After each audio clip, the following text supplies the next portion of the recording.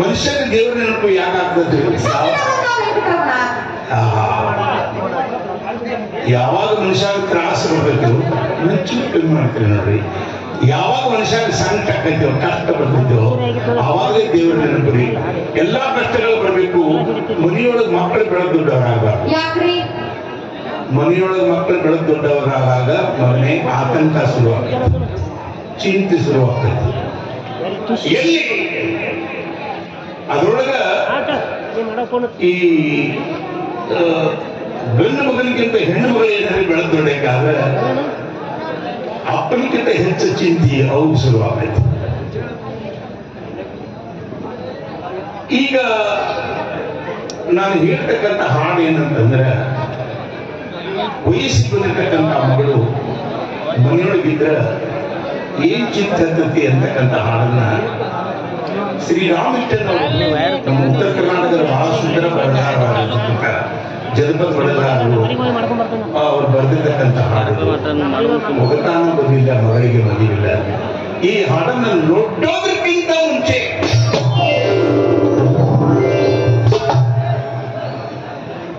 ನಾನು ಈ ಜನಪದ ಗೀತೆ ರಾಯರ ಹಾಡನ್ನು ಹಾಡುವಾಗ ನಡಬರ್ಕ ಕೆಟ್ಟದಾಗಿ ಕೆಲವು ಇಂಗ್ಲಿಷ್ ಪದ ಉಪಯೋಗ ಮಾಡಿರ್ರಿ. ಮಮ್ಮಿ, ಡ್ಯಾಡಿ, ಆಂಟಿ, ಅಂಕಲ್ ಅಂತ ಹೇಳಿ ಮಾಡಬಾರ್ದು. ಅಪಚಾರ. ಹೌದ್ರಿ ಗುರುರಾಜ್ ಹೊಸಕೋಟೆ ಅವರ ಅಪಚಾರ ಅಂತ ತಿಳಿದು ಯಾಕ್ರಿ ಆ ಪದ ಉಪಯೋಗ ಮಾಡಿದ್ರಿ ಅಂತ ಕೇಳ್ಬೋದಲ್ಲ.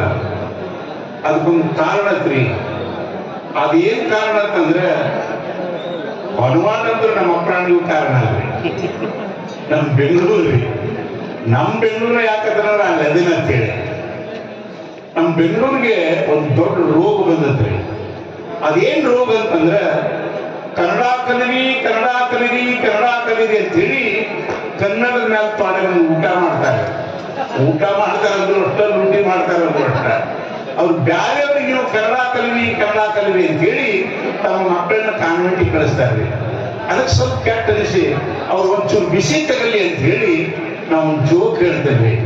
ಅದೇನ್ ಜೋಕ್ ಅಂತಂದ್ರೆ, ನಮ್ ಸಿದ್ದಣ್ಣ ಬಹಳ ಚಿಕ್ಕವನಿದ್ದಾರೆ. ಹೌದು. ಒಂದಿನ ಮನೆ ಹೊರಗಡೆ ಆಟ ಆಡ್ಕೊಂಡಿದ್ದ. ಹೌದು. ಅವ್ರವ್ವ ದೇವಸ್ಥಾನಕ್ಕೆ ಹೋಗಿದ್ರು ಬಿಜಾಪುರಕ್ಕೆ. ಹನುವಾಡದಿಂದ ಬಿಜಾಪುರಕ್ಕೆ ಸಿದ್ದೇಶ್ವರ ಆಶ್ರಮಕ್ಕೆ ಹೋಗಿದ್ರು ಅವರು. ಬೆಳಗ್ಗೆ ಅವ್ವ ಮನೆಗೆ ಬಂದು ಇವ ಇನ್ನೂ ಆಟ ಆಡ್ಕೊತಿದ್ದೆ ಹುಡುಗರು ಕೂಡ ಕ್ರಿಕೆಟ್. ಅವ್ರು ನೋಡಿದ್ರು ಅವ್ರು ಅಂಜಿತ್ತು, ಯಾಕೆ ಏನಾಯ್ತು ಏನಿಲ್ಲವ, ನೀ ಏನ್ ಬಿಜಾಪುರಕ್ಕೆ ಹೋಗಿದ್ದಿಲ್ಲ ಸಿದ್ದಪ್ಪನ ಮಠಕ್ಕೆ, ನೀ ಅಲ್ಲಿ ಆದಾಗ ಅಪ್ಪ ಮಗ್ಗದ ಮನೆ ಮಾನವ ಆಂಟಿ ಕೂಡ ಪಟಕ್ಕಗಳು ಬಾಯಿ ಹಿಡಿದ ನಿಮ್ಮ ಅಪ್ಪಗ ನಾನು ಇಲ್ಲ ಒಳಗ ಕೆಲಸ ಬಾದ್ರು ಈಗ ಕೇಳಿದ್ರು ಬಳೆ ಆವಾಗ ಅವ್ರು ಬಂದು ಕೂಡ ಹೇಳ್ತಾರೆ ಒಂದ್ ಕೈ ನೋಡ್ಬೇಕಂತೇಳಿ. ಅಪ್ಪ ಬಂದ್ರಿ ಸಾಯಂಕಾಲ ಸುಸ್ತಾಗಿ ಇನ್ನ ಮನೆ ಒಳಗೆ ಕಾಲಿಟ್ಟಿಲ್ಲ. ಸಿದ್ದಣ್ಣ ಬಾಪ ಬರ್ಲಿ ಬಿಡಂಗೆ ಅಪ್ಪನ ಬಗ್ಗೆ ಬೆಳಗ್ಗೆ ಏನೋ ಹೇಳಾಕತ್ತಿಲ್ಲ.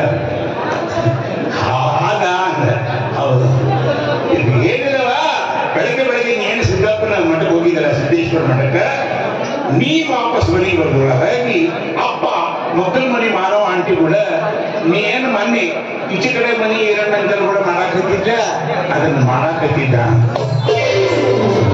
ಇಷ್ಟೇ ತಾತ್ವಿಕ. ನಾವು ಬೇರೆಯವ್ರಿಗೆ ಉಪದೇಶ ಮಾಡುವಾಗ ಎಷ್ಟು ಮಟ್ಟಿಗೆ ಸಾಚಾದೀವಿ, ಬೇರೆಯವ್ರಿಗೆ ಹೇಳಕ್ ಲಾಯಕ್ ಕಲಿಯೋ ಇಲ್ಲ ಅಂತ ಹೇಳಿ ವಿಚಾರ ಮಾಡಿ ಬುದ್ಧಿವಾದ ಹೇಳ್ಬೇಕು. ಈಗ ಹೇಳ್ತಕ್ಕಂಥ ಹಾಡು ಮನೆಯೊಳಗೆ ಮಕ್ಕಳು ಬೆಳೆದೊಡ್ಡವರಾದಾಗ ಆತಂಕ ಯಾಕೆ ಶುರುವಾಗ್ತೈತೆ ಅಂತಂದ್ರೆ, ಇವತ್ತಿನ ದಿನಮಾನದಲ್ಲಿ ವಯಸ್ಸಿಗೆ ಬಂದಿರತಕ್ಕಂಥ ಮಕ್ಕಳು, ಅದ್ರಾಗ ಮದುವೆ ಇರದೇ ಇರತಕ್ಕಂಥ ಮಕ್ಕಳು, ಇನ್ನೂ ಸುಂದರವಾಗಿರ್ತಕ್ಕಂಥ ಮಕ್ಕಳು, ಇವು ಏನಾದ್ರು ಹೊರಗೆ ಹೋದ್ರೆ ಇಷ್ಟು ಆತಂಕ ಯಾಕೆ ಶುರುವಾಗ್ತೈತೆ ಅಂದ್ರೆ, ಅದ್ರಾಗ ತಾಯಿಗೆ ಯಾವ ದುರ್ಯೋಧನ ಕಣ್ಣಿಗೆ ಬೀಳ್ತಾಳೋ, ಯಾವ ದುಶ್ಯಾಸನ ಕಣ್ಣಿಗೆ ಬೀಳ್ತಾಳೋ, ಯಾವ ಕೀಚಿನ ಕಣ್ಣಿಗೆ ಬೀಳ್ತಾಳೋ, ಯಾವ ರಾವಣನ ಕಣ್ಣಿಗೆ ಬೀಳ್ತಾಳೋ ಅಂತ ಈ ತಾಯಿಗೆ ಅಂಜಿದ್ರಿ. ಇಂಥ ಸಮಯದೊಳಗ ವಯಸ್ಸಿಗೆ ಬಂದಿರ್ತಕ್ಕಂಥ ಮಕ್ಕಳನ್ನು ಓದಿಸ್ರಿ, ಸಣ್ಣ ಸಣ್ಣ ಕೂಸುಗಳು ಬಿಡುವುದ್ರಿ. 2-3 ವರ್ಷದ ಮಕ್ಕಳು ರೇಟ್ ಮಾಡ್ತಾರೆ. ಕೆಲವು ಕೂಸುಗಳಿಂದ ಒಂದು ಟಿವಿ ಒಳಗ ಸುದ್ದಿ ಬಂದಿತ್ತು, ನೀವು ನೋಡಿದ್ರೆ ನನ್ಗೆ ಗೊತ್ತಿಲ್ಲ. ಆ ಮನುಷ್ಯ ಏನಾರ ನನಗೆ ಸಿಕ್ಕಂದ್ರೆ ಒಂದು 100 ಅಡಿ ಕಟ್ಔಟ್ ಮಾಡಿ ವಿಧಾನಸೌಧದ ಗೋಪುರದ ಮೇಲೆ ಹಚ್ಬೇಕಂದ್ರೆ ನಾ ಅವ ಮಾಡಿದ ಘನದಾರಿ ಕೆಲಸ ಏನಂದ್ರೆ ನೀವು 90 ವರ್ಷದ ಮುಗಿಗೆ ರೇಟ್ ಮಾಡಿದ್ರು. ಇದಕ್ಕಿಂತ ಗಂಡಸ್ತಾನ ಬೇಕ. ಇಂಥವ್ರು ಎಲ್ಲರೂ ಸಿಕ್ಕರ ನಮ್ಗೆ ಕಾಯ್ದೆ ಕಾನೂನ ಇವು ಹುಟ್ಟದಾದ್ರೆ ಎಲ್ಲಿ ಸಿಗ್ತಾರಲ್ಲ ಹಚ್ಚಕ್ಕಿನ ಕಾನೂನು ಬಿಡ್ಬೇಕು. ಅಂದ್ರೆ ಏನಾದ್ರೂ ಆಗ್ಬೋದು, ಅದಾಗುದಿಲ್ಲ ಬಿಡ್ರಿ. ಯಾಕಂತಂದ್ರೆ ನಾವು ಅವರ ಹಿಂಗಾಗಿ ಇವತ್ತಿನ ದಿನಮಾನದಲ್ಲಿ ಹೆಣ್ಮಕ್ಳು ವಯಸ್ಸು ಬಂದಿರತಕ್ಕಂಥ ಮಕ್ಕಳು ಮನೆಯೊಳಗಿದ್ರೆ ಬಹಳ ಚಿಂತೆ. ಅದೇನು ಚಿಂತೆ ಅಂತಕ್ಕಂಥ ಗೀತೆಯನ್ನ ರೋಹಿಣಿ ಹೊಸಕೋಟೆ ನನ್ನ ಮಗಳು ಹೇಳ್ತಾರೆ.